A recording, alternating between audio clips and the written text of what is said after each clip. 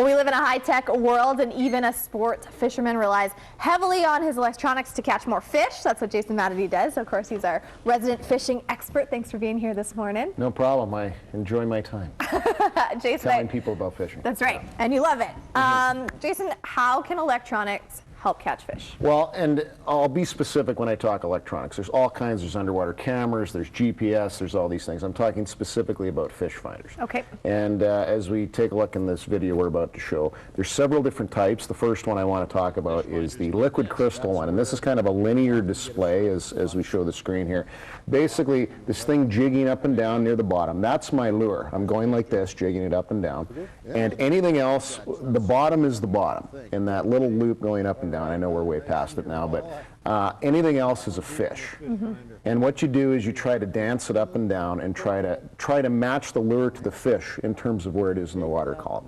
I know this sounds complicated. This is a what's called a flasher unit, and the jigging, that is, well, I know there's a lot of different lights there. It's not that complicated, but basically it can show you if there's fish down there, and the biggest thing, Molly, that it shows you is the attitude of the fish in any given day. The attitude? The attitude. Fish have attitude. Fish have attitude? They absolutely do. Because see, I'm jigging it, you can see it again, like the hops, that's my lure going up and down. And anything else is a fish. See that one coming off the bottom for it now? Bang, he hits the hook. And the thing is, if they're charging up aggressively, you know, okay, they're biting today, they want the more aggressive up and down approach.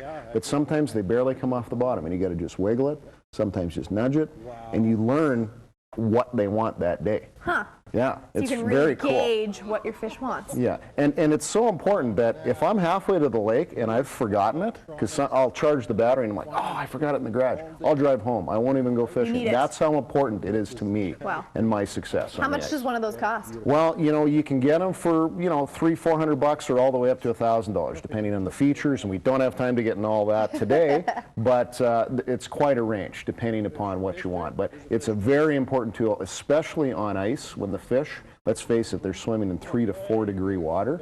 They're not super active like they are in the summertime when it's warmer.